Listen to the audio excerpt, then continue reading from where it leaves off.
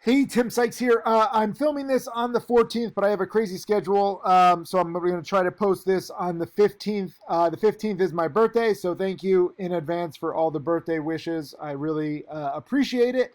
You don't have to get me anything. If you want to do anything, donate to your local favorite charity or whatever charity you want and post about it on Twitter or Instagram. Tag me, and I'll repost, trying to raise more awareness, more money for charity.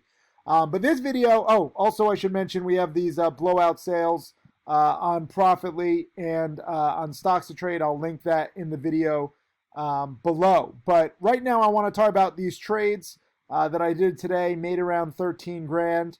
Totally just bungled LTNC and missed out on this opportunity. I mean, this is literally such a beautiful bounce, but I'm traveling right now, so my day is kind of crazy. And frankly, when it drops so gradually and has a bunch of fake outs, I'm going to get faked out.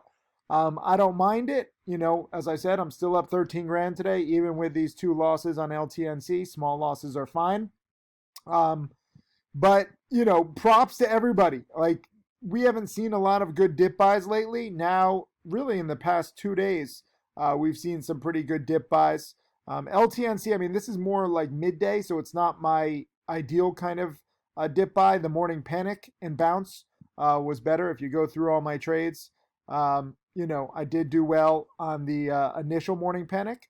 So you can't just look at, every single trade and expect to do perfectly. Some people are like, how do you always call the bottom? Look at this. On LTNC, I just missed the bottom twice, was totally too early somewhere in this mess, like twice. And then what happened, 30% bounce that I'm now missing as I'm traveling, but at least I can make a video. It's okay to miss a trade, okay? Look at my trades, okay? This is so important where so many people are so afraid of being wrong. They're so afraid of taking losses. If you follow rule number one, which is cut losses quickly, you don't have to be afraid, okay? Because I know I'm disciplined, because I know I'm not going to fall into that slippery slope that too many traders do where you're just buying and buying and buying. And in this case, if I had just added all the way down on LTNC, I would have profited, right? Like, it did bounce, it did bottom at some point. Had I broken my rules and not been disciplined, I could do better. But that's a problem because even though this one bounced 30%, if you do that all the time, sometimes you will dig yourself in massive holes and they don't bounce. I saw some ex-students of mine who don't really like to follow the rules anymore. They got crushed on RGBP yesterday, thinking that, it's okay to just buy and buy and buy. This is why I have ex-students. You're welcome to, ignore my rules, but usually it leads to devastating consequences. And I don't want that. I want you to do well. I want you making 13 grand in a day too. So I really think cutting losses quickly is the best option all the time. Right? Even if sometimes I could have done better by breaking my rules, that opens the door to giant losses, frustration, confusion. It's a very slippery slope, let me just tell you. So I'm proud of my 13 grand day. I mean, this is probably one of my best days, and I'm doing this while I'm traveling during the day. So don't give me any BS when some people say like, oh, I need a perfect setup. Oh, I have a busy day. I have the busiest day. I'm trading off one laptop. Half my keys don't even work. Don't tell me that you need like all new equipment and a perfect schedule. If you're prepared, if you have the right mindset, if you're willing to cut losses quickly, your gains can outweigh your losses. So even though I was wrong on my latest LTNC dip buys, or I was early, my first dip buy into the panic right here, I took advantage of that bounce. RGGP was really a good one today for me today, along with SYSX. Sometimes, and I'm getting a lot of questions about this, sometimes I'm not just going to go for the panic. I missed the initial panic because it literally happened like in a minute here, right near the open. I barely got into the chat room near the open. I have like the craziest day today, but I made it right near the market open, but I missed this initial panic or else I would have bought this dip here in the 3.2s and probably sold it in the 3.6s or 3.7s. But because I missed that, I took advantage of the LTNC1 play instead. But then when it went green on the day right here and it took out the day high, or it looked like it was taking out the day high, it was right around there at 3.6. I was like, whoa, this could still bounce. Remember, RGGP, RGBP, sorry, it's a weird ticker. Even though it's still up 20 times off of its lows, I mean, this thing is down 60% off of its highs, so it can still bounce. So if you don't get a morning panic, sometimes you just have to adapt. And frankly, I did a pretty good job adapting here, buying it, even though I missed the initial morning panic due to my schedule. I got it here in the 3.6s on this trade right here, and this was a pretty good trade.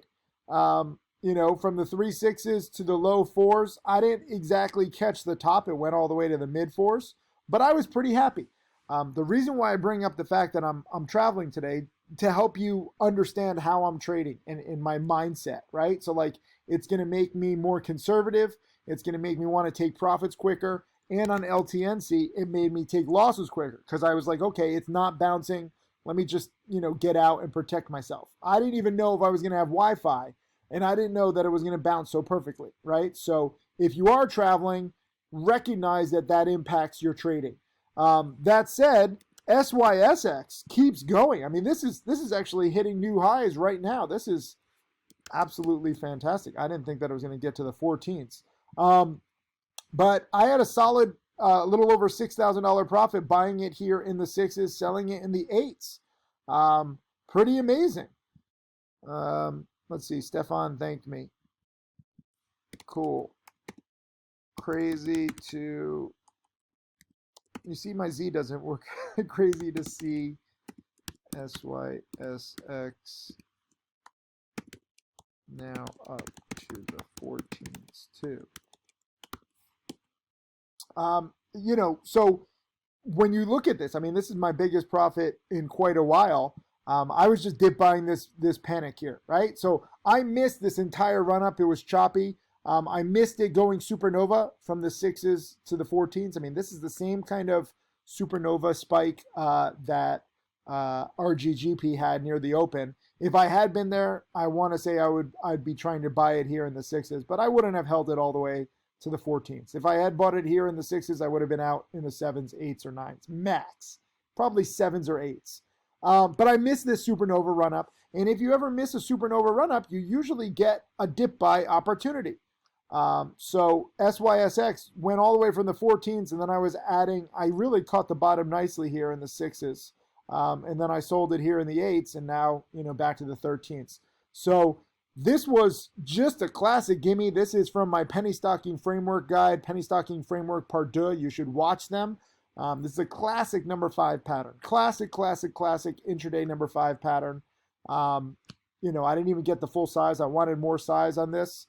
I was very happy with my profit. And so now, a solid day. I mean, this is one of my biggest days. Even though I just totally missed, LTNC, look at this. This is an absolute fantastic comeback from 3.1 all the way up to 4.8. I'm not great at math. Let me just do this. I mean, that's 0.017 divided by 0.031. That is a 55% bounce. That's incredible. Shoot, I got to get going. This is how crazy my day is. But this is a 50% bounce. Congrats to everybody who did better than me on this bounce play. I nailed SYSX, left another $4 a share on the table there. That would have been another 12K. But again, I was never going to try to make, $6 or $7 a share. I went for what I got, or I got for what I went. I'm happy with that. LTNC, even if I had nailed this dip buy here at 3.1, I would have been out at 3.3, 3.4. You got to know yourself. You can't really just hold these things forever. And frankly, LTNC is very scary. You have a battle with these promoters saying like, it's the short sellers, it's manipulation. No, for all we know, the promoters, got a ton of restricted shares that became unrestricted. That's usually what happens with these kinds of stocks. And then they blame the short sellers. I really don't think anybody is short selling this. No one with a lot of money or intelligence short stocks this low. But anyways, that's the trading. We had some morning spikes.